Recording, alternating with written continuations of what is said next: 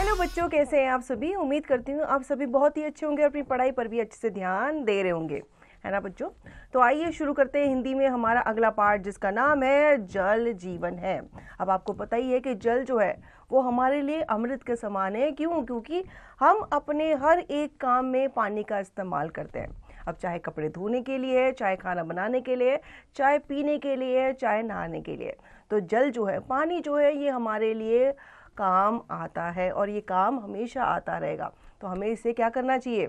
हमें कैसे वेस्ट करना चाहिए? नहीं ना, हमें इसे संरक्षित करके रखना चाहिए। तो आइए इस पाठ के माध्यम से जानते हैं कि ये जल के बारे में हमसे क्या कह रहे हैं। पाठ परिचय। जल को जीवन कहना बिल्कुल भी अनुचित नहीं है, क्योंकि सामान्य दिनचर्या का कोई भी ऐसा कार्य नहीं है जिसमें जल की आवश्यकता या उपयोगिता ना हो। इसलिए इसका सदुपयोग व संरक्षण करना हमारा कर्तव्य ही नहीं, उत्तरदायित्व भी है। प्रस्तुत पाठ में जल की उपयोगिता और महत्ता का वर्णन बहुत ही संतुलित रूप में किया गया है। जल का हमारी जिंदगी में कितना महत्व है, इसका अंदाजा उन लोगों को ज्यादा है जिनके इलाके में पानी कम है। अगर हम शहरों में रहते हैं तो हमें पानी की कीमत उन दिनों में पता चलती है जब किसी वजह से पानी की आपूर्ति नहीं होती। रेगिस्तान और पहाड़ी इलाके के लोगों को भी उन लोगों से कहीं ज्यादा जल की कीमत पता है जिन मैदानी इलाकों में पानी है। पानी न सिर्फ हमारे अस्तित्व बल्कि जिंदगी के लिए भी जरूरी है, लेकिन बढ़ती जनसंख्या, बढ़ते औद्योगिकरण और खेती में रासायनिक खादों के इस्तेमाल से जिंदगी के लिए जरूरी पानी की लगातार कमी होती जा रही है। इसकी वजह से दुनिया भर में लड़ाइयाँ और विवाद तक होने लगे हैं। अपने ही देश को ले लो, पंजाब और हरियाणा राज्यों में पानी को लेकर हर साल विवाद होता है। सतलुज यमुना लिंक नहर को लेकर विवाद थमा नहीं है। कावेरी नदी के पानी को लेकर तमिलनाडु और कर्नाटका राज्यों के बीच हर साल झगड़े होते हैं। उपयोग योग्य पानी की लगातार होती कमी से होने वाले भविष्य के खतरों को लेकर जानकार शंकित हैं। इसीलिए यह भी कहा जाने लगा है कि अगर तीसरा विश्व युद्ध होगा तो वह जल के लिए ही होगा। दरअसल प्रकृति के खजाने में पानी तो खूब है, लेकिन मनुष्य और जीवों के इस्तेमाल लायक महज 3% ही मीठा जल, बाकी 97% पानी खारा है, जो कि समुद्र का है। पृथ्वी का 3/4 हिस्सा तो समुद्र ही है। प्राचीन काल से ही मनुष्य प्रकृति के खजाने से अपने उपयोग के लिए पानी लेता रहा है और फिर उसे प्रकृति को लौटाता भी रहा है। अपने जल स्रोतों को साफ रखकर या खेती किसानी में पानी के कम इस्तेमाल के जरिए ऐसा किया जाता रहा है। लेकिन बढ़ते औद्योगिकरण ने इस प्रक्रिया को चोट पहुंचाई है। इसीलिए हर साल दुनिया के कोने कोने में जैसे ही गर्मियां आती हैं, पानी के लिए हाहाकार मचना शुरू हो जाता है। इसी को ध्यान में रखते हुए पहली बार 1992 में लैटिन अमेरिका देश ब्राजील के शहर रियो डी जेनेरियो में संयुक्त राष्ट्र की पहल पर पर्यावरण तथा विकास का संयुक्त राष्ट्र सम्मेलन हुआ, जिसमें पानी बचाने का संकल्प लेते हुए प्रतिवर्ष 22 मार्च को पूरी दुनिया में जल दिवस मनाने की घोषणा की गई। इस मौके पर पहली बार जल के संरक्षण और रखरखाव पर जागरूकता फैलाने का कार्य किया गया। तब से 22 मार्च का दिन यानी विश्व जल दिवस पानी बचाने के संकल्प का दिन बन गया है। संयुक्त राष्ट्र की पहल पर शुरू हुआ यह दिन पानी के महत्व को समझने, इसे लेकर जागरूकता फैलाने और उसके संरक्षण को लेकर समय रहते सचेत होने का दिन है। आश्चर्य की बात है कि दुनिया भर की संस्कृतियों में पानी को लेकर तमाम तरह की परंपराएं हैं, कहानियां और मुहावरे भी हैं। अपनी हिंदी में तो कहावतों मुहावरों की लंबी श्रृंखला है।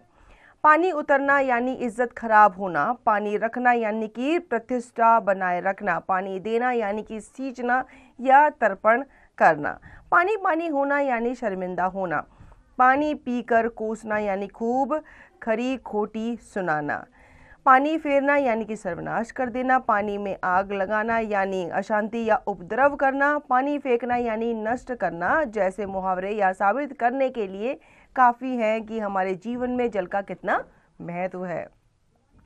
जीवन जिंदगी में जल की महत्ता को साबित करने वाली एक चौपाई भी हिंदी में काफी प्रचलित है। क्षिति जल पावक गगन समीरा पंच तत्व से बना शरीरा, यानी क्षिति मतलब मिट्टी, जल, पावक यानी अग्नि, गगन आकाश और समीर हवा जैसे 5 तत्वों से हमारा शरीर बना है। यह तो हिंदी की बात हुई। दुनिया के तमाम सभ्यताओं और संस्कृतियों में पानी को लेकर ऐसी ही कहावतें या सोच विद्यमान है। इसके बावजूद पानी को लेकर दुनिया की हालत कैसी है, इसका अंदाजा इस बात से लगाया जा सकता है कि दुनिया भर में लगभग 1.5 अरब लोगों को पीने का शुद्ध पानी नहीं मिल रहा है।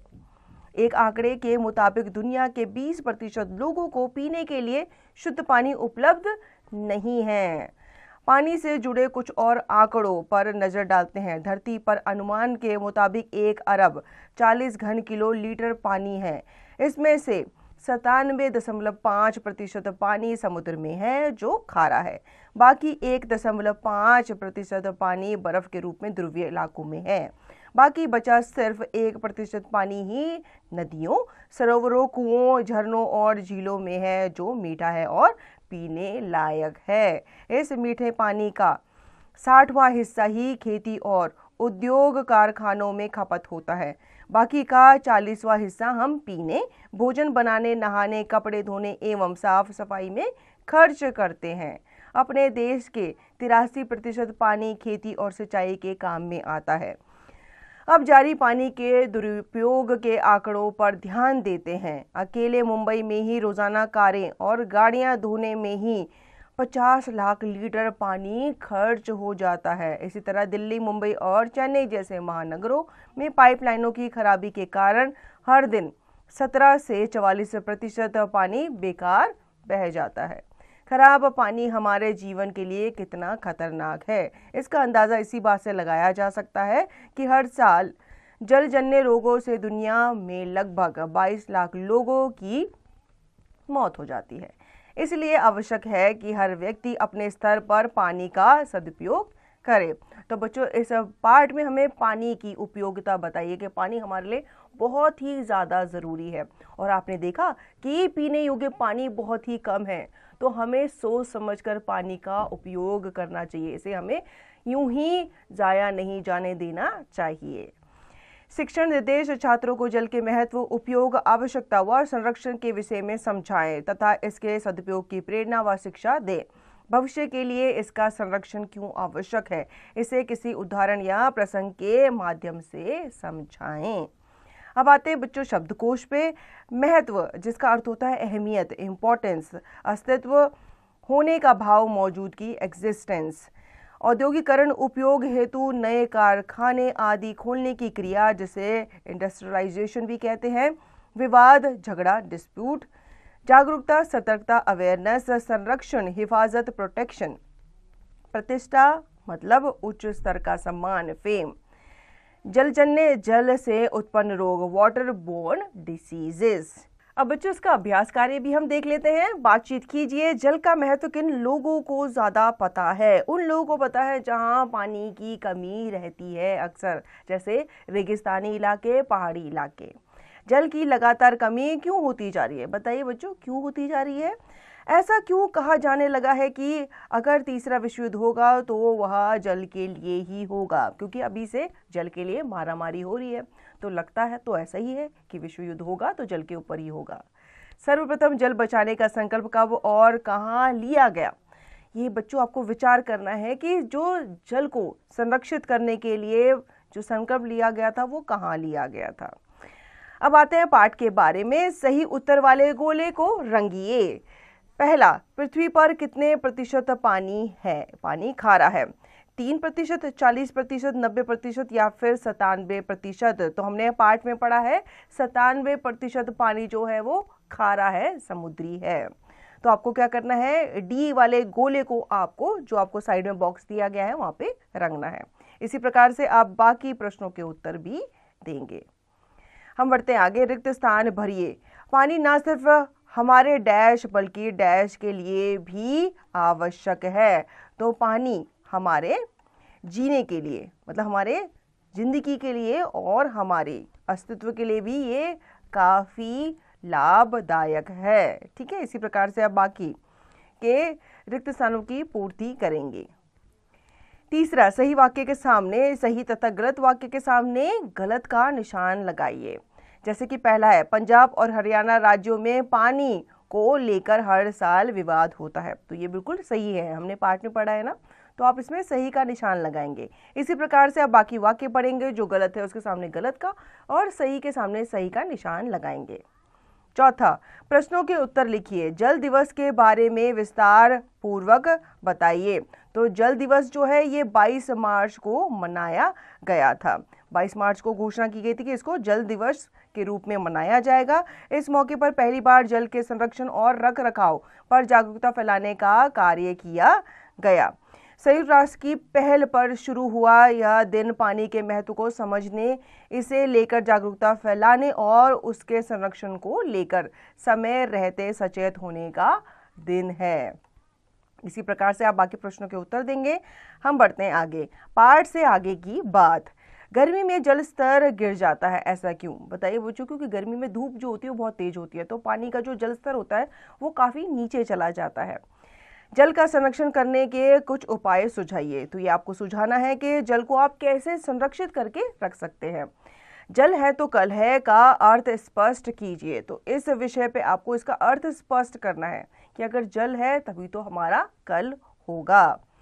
अब आते हैं भाषा के रंग पे। पहला, पर्यायवाची शब्द लिखिए। यहाँ पे हमें कुछ शब्द दिए गए हैं, उनके पर्यायवाची लिखने हैं। पहला है यमुना।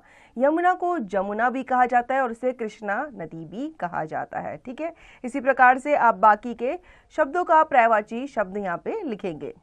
दूसरा है बच्चों, दिए गए मुहावरों का वाक्यों में प्रयोग कीजिए। पानी उतरना मतलब इज्जत उतरना, इज्जत गंवाना। तो आप इसको वाक्य में कैसे प्रयोग करेंगे? मोहन ने चोरी करके अपने माँ बाप को पानी में उतार दिया, या पानी उतार दिया। ठीक है, इसी प्रकार से आप बाकी के मुहावरों का वाक्यों में प्रयोग करेंगे। तीसरा है बच्चों, विलोम शब्दों का मिलान कीजिए। उपयोग का आपने देखा यहाँ पे अनुपयोग के साथ इसे मिलाया गया है। भविष्य का होता है बच्चों भूत, प्राकृतिक का होता है उल्टा कृत्रिम, और साफ का होता है गंदा। इसी प्रकार से बाकी के शब्दों को उनके विलोम शब्दों से मिलाएंगे। चौथा, न और अण लिखकर शब्द पूरे कीजिए। तो रेगिस्ता के साथ क्या आएगा? न आएगा, रेगिस्तान। औद्योगिकरण, तो यहाँ पे ण आएगा, और इसके आगे है डैश दी, तो यहाँ पे क्या आएगा? ण आएगा या न आएगा? नदी आएगा, बिल्कुल सही। इसी प्रकार से आप बाकी के रिक्त स्थानों की पूर्ति करके इनको कंप्लीट करेंगे। पांचवा है बच्चों, पाठ में से संज्ञा शब्द ढूंढकर लिखिए। तो आपको यहाँ पे संज्ञा शब्द पता ही है कौन कौन से होते हैं। नाम वाले जितने भी शब्द होते हैं वो संज्ञा शब्द कहलाते हैं। तो आपको यहाँ पे संज्ञा शब्द लिखने हैं। जैसे नदी लिख सकते हैं, पानी लिख सकते हैं, खेत लिख सकते हैं, इस प्रकार से। बच्चों की सभा, चर्चा करें। वर्षा के जल का उपयोग हम कैसे कर सकते हैं, चर्चा कीजिए। तो इस पे आपको चर्चा करनी है। जागरूक करें। आजकल अधिकांशतः हर घर में जल को शुद्ध करने का यंत्र आरओ लगा है, जिससे पानी काफी मात्रा में व्यर्थ होता है। इसके प्रति समाज में जागरूकता फैलाने के लिए एक प्रेजेंटेशन तैयार कीजिए। अब आपने देखा ही होगा कि जो आरओ होता है वो आपको पानी तो शुद्ध करके देता है, लेकिन उसकी एक नली जो होती है उसमें से एक पानी जो है वो बाहर निकल रहा होता है, वो मतलब वेस्ट जा रहा होता है। तो उसको आप संरक्षित कैसे कर सकते हैं? स्लोगन लिखे। जल संरक्षण से संबंधित एक स्लोगन ड्राइंग शीट पर लिखकर कक्षा में टांगिए। तो आपको स्लोगन बनाना है कि पानी को आप कैसे बचा सकते हैं, लोगों को कैसे जागरूक कर सकते हैं। जल चक्र बनाएं। जल चक्र का चित्र बनाकर जल के भाप बनने से लेकर वर्षा के रूप में जल के वापस धरती पर पहुंचने की प्रक्रिया समझाएं। तो इसमें आपको जल चक्र, जो वाटर साइकिल आपने अपने साइंस की बुक में पढ़ा होगा, वो आपको यहाँ पर बनाना है और उसको आपको क्या करना है? लेबल करना है, मतलब ठीक से बताना है कि क्या चीज़ हो रही है यहाँ पे। तो बच्चों, आशा करती हूँ आपको ये अध्याय अच्छे से समझ में आ गया होगा। अब इस अध्याय को आप पुनः दोहराएंगे और इसका निरंतर अभ्यास आप करते रहेंगे।